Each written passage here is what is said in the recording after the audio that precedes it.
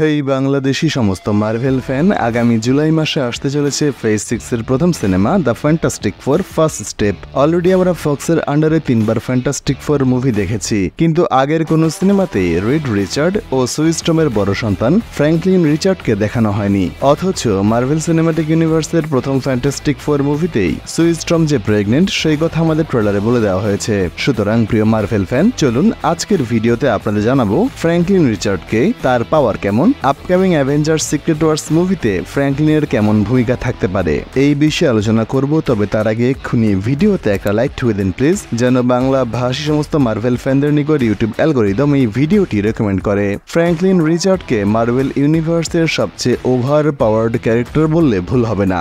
লক্ষ্য করুন প্রিয় দর্শক, আমি সবচেয়ে পাওয়ারফুল বলিনি, চাইল্ড ক্যারেক্টার বলিনি, বলেছি over powered character. Literally Marvel comics ক্রিয়েটররা এই বাচ্চাটিকে এত বেশি পাওয়ারফুল বানিয়ে শত শত কমিক ইস্যু বানিয়েছে যে মেইন মার্ভেল সিনেমাটিক ইউনিভার্সে ফ্র্যাঙ্কলিনকে ঠিকভাবে দেখানো যাবে কিনা তা একটা চিন্তার বিষয়। ফ্র্যাঙ্কলিন রিচার্ড এমনই এক ওমেগা পাওয়ার সম্পন্ন মিউটেন্ট যে তার জন্ম হওয়া মাত্রই স্পেসে নানা রকম কসমিক এন্টিটি তার পেছনে লেগেছিল। কমিক বুকে শিশু অবস্থাতেই ফ্র্যাঙ্কলিন রিয়েলিটিকে ম্যানিপুলেট করতে পারে, ভিন্ন ইউনিভার্সে কি ঘটছে তা দেখতে পারে, এমনকি খেলায় খেলায় শত শত সুপার হিরো এবং মানুষ সহ আস্ত একটা পকেট ইউনিভার্স তৈরি করেছিল ফ্র্যাঙ্কলিন রিচার্ড। সুইস্ট্রম যখন প্রেগনেন্ট হয়, যেমনটা আমরা ট্রেলারে দেখেছি, তো প্রসবের সময় সুয়ের কসমিক মিউটেশন পাওয়ারের কারণে, অর্থাৎ যে পাওয়ারের মাধ্যমে সু ইনভিজিবল হতে পারে, সেই পাওয়ারের সাইড এফেক্টের কারণে প্রচন্ড কষ্ট পাচ্ছিল।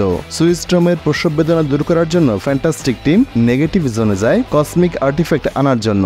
এই কসমিক আর্টিফ্যাক্টের এফেক্টে সুয়ের প্রসব জটিলতা কমে যায় এবং ওমেগা লেভেলের পাওয়ার সম্পন্ন ফ্র্যাঙ্কলিন রিচার্ডের জন্ম হয়। তার জন্ম হওয়া মাত্রই একটা সুবিশাল সিগন্যাল অটোমেটিক চলে গিয়েছিল সিলেস্টিয়াল গ্যালাক্টাস সহ বাকি কসমিক এন্টিটিদের কাছে। ফ্র্যাঙ্কলিন রিচার্ড মূলত নিজের উইল পাওয়ারের মাধ্যমে রিয়ালিটিকে শেপ করতে পারে, অল্টারও করতে পারে, অনেকটা থ্যানোস যেভাবে রিয়ালিটি স্টোন ইউজ করত তেমনি। এছাড়া ফ্র্যাঙ্কলিনের সায়ানিক এনার্জি এতটাই শক্তিশালী যে সে ওয়াচারের মতো ভিন্ন ভিন্ন মাল্টিভার্স সেন্স করতে পারে, তাদেরকে অবজার্ভ করতে পারে, চাইলে সেখানেও পরিবর্তন করতে পারে। ডক্টর স্ট্রেঞ্জ যেভাবে ইনফিনিটি ওয়ারে টাইম স্টোনের সাহায্যে 14 মিলিয়ন পসিবিলিটি দেখেছিল, ফ্র্যাঙ্কলিন নিজের মগজে সেটা ইজিলি করতে পারে। সেলেস্টিয়াল বিইংদের সাইনিক অ্যাটাক নিজের মেন্টাল পাওয়ার দিয়ে ব্লক করতে পারে ফ্র্যাঙ্কলিন, তাকে যুদ্ধক্ষেত্রেও যেতে হয় না। আর এত কিছু ফ্র্যাঙ্কলিন শিশু অবস্থাতেই অ্যাচিভ করে ফেলেছে। ফ্র্যাঙ্কলিন শুধুমাত্র ম্যাক্রো কসমসকে অল্টার করে পকেট ইউনিভার্স নয়, আস্ত রিয়েলিটির ফ্যাব্রিক পাল্টে সম্পূর্ণ নিউ শেপ দিতে পারে। এই কাজ ফ্র্যাঙ্কলিন নিজের সাথেই করেছিল। একবার শিশু অবস্থাতেই সে যখন ফিউচার দেখে বুঝতে পারে তার উপর অনেক দায়িত্ব আসবে, সে নিজের জন্ম হবার সময়কার রিয়েলিটির ফ্যাব্রিক পাল্টে ভ্রূণ অবস্থাতেই মায়ের গর্ভে থাকা নিজের শরীরের সুপার পাওয়ার জিনোম ধ্বংস করে দিয়েছিল। ফলে সাধারণ শিশুর মতো ফ্র্যাঙ্কলিন রিচার্ড জন্ম নিয়ে একটা অল্টারনেট টাইমলাইন তৈরি হয়। ফ্র্যাঙ্কলিন শিশু অবস্থাতে এত মহা পাওয়ারফুল, সে অ্যাডাল্ট হলে তার সাথে কি কি হতে পারে এসব ভেবে সে নিজেই সময়ের বিভিন্ন অংশে টাইম ট্রাভেল করে নিজের পাওয়ারকে অল্প অল্প করে নিয়ন্ত্রণ করে। মাল্টিভার্স থেকে মাল্টিভার্সের বিভিন্ন ওয়ার্ল্ডে ফ্র্যাঙ্কলিন যাতায়াত করে মুহূর্তের মধ্যেই। মেইন মার্ভেল কমিক্সে ফ্র্যাঙ্কলিন নিজেকে অলওয়েজ শিশু বানিয়ে রেখেছে, অর্থাৎ নিজের বয়সের উপরে তার কন্ট্রোল আছে।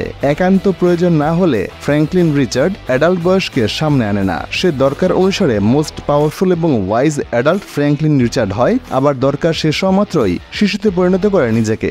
ইদানিংকালের মার্ভেল কমিক্স ইস্যুতে জাস্ট টাইম ট্রাভেলের মাধ্যমে পূর্ণবয়স্ক ফ্র্যাঙ্কলিন রিচার্ডকে কিছু কিছু জরুরি মুহূর্তে গল্পে ইন করানো হয়। ফ্র্যাঙ্কলিনের মিউটেন্ট পাওয়ারকে বিয়ন্ড ওমেগা লেভেল বলা হয়। এর মানে হলো ফ্র্যাঙ্কলিনের পাওয়ারকে বর্তমানে উপস্থিত যে কোনো লেভেলের মিউটেশন পাল্লায় মাপা যায় না, সে সবার উপরে। কমিক বুকে গ্যালাক্টাস এবং ফ্র্যাঙ্কলিন রিচার্ড ওতপ্রোতভাবে জড়িত। গ্যালাক্টাসের ভাষায় ফ্র্যাঙ্কলিন এবং আমার ডেস্টিনি হলো আমরা দুজন সময়ের শেষ পর্যন্ত বেঁচে থাকব, চোখের সামনে সবকিছুকে ধ্বংস হতে দেখার জন্য। যদি আমরা ফ্যান্টাস্টিক ফোরের টিজার এবং ট্রেলার দুটোই ঠিক মতো লক্ষ্য করি তাহলে দেখব গ্যালাক্টাস একটা ওয়ার্ল্ডে হেঁটে বেড়াচ্ছে। বিষয়টা বেশ কনফিউজিং মনে হতে পারে, কারণ ট্রেলারে আমরা দেখেছি সিলভার সার্ফার এসে ফ্যান্টাস্টিক ফোরকে ওয়ার্নিং দিচ্ছে এই বলে যে তোমাদের এই দুনিয়াকে ধ্বংস করার জন্য নির্ধারণ করা হয়েছে। যেভাবে হোয়াট ইফের প্রথম সিজনে আল্ট্রন বড় বড় কামড় দিয়ে একের পর এক ওয়ার্ল্ড খাচ্ছিল, এটাই মূলত কমিক্সে গ্যালাক্টাস করে। গ্যালাক্টাস যে জগৎকে ধ্বংস করবে তার উপর এভাবে হেঁটে বেড়াবে না, এখান থেকে একটা নতুন নতুন ফ্যান থিওরি অনুমান করা যায়। হয়তো ফ্যান্টাস্টিক ফোর মুভিতে আমরা একটা নয় একাধিক ইউনিভার্স দেখব। কোনো একটা ইউনিভার্সে ফ্র্যাঙ্কলিন রিচার্ডের জন্ম হবে আর গ্যালাক্টাস হয়তো তাকেই খুঁজতে নেমে আসবে। এদিকে অ্যাভেঞ্জার্স ডুমসডেতে ফ্র্যাঙ্কলিন রিচার্ডের তেমন কোনো অংশগ্রহণ থাকবে বলে আমার মনে হয় না। তবে কমিক বুকে যেমন সিক্রেট ওয়ার্সের পর নতুন করে পুরো মার্ভেল কমিক্সের সমস্ত গল্প রিবুট হয়েছিল, মার্ভেল সিনেমাটিক ইউনিভার্সেও তাই হবার সমূহ সম্ভাবনা। আর এখানে রিড রিচার্ড ও ফ্র্যাঙ্কলিনের প্রচুর কাজ আছে। ঠিক কমিকের মতোই হয়তো ডক্টর ডুমকে হারানোর পর রিড ও ফ্র্যাঙ্কলিন মিলে 8টি মাল্টিভার্স পুনরায় রিভাইভ করে আবার মার্ভেল ইউনিভার্সকে গড়ে তুলবে, যে ইউনিভার্সের সিনেমা বা সিরিজ দেখার জন্য 2008 সালের আয়রন ম্যান থেকে গল্প শুরু করতে হবে না।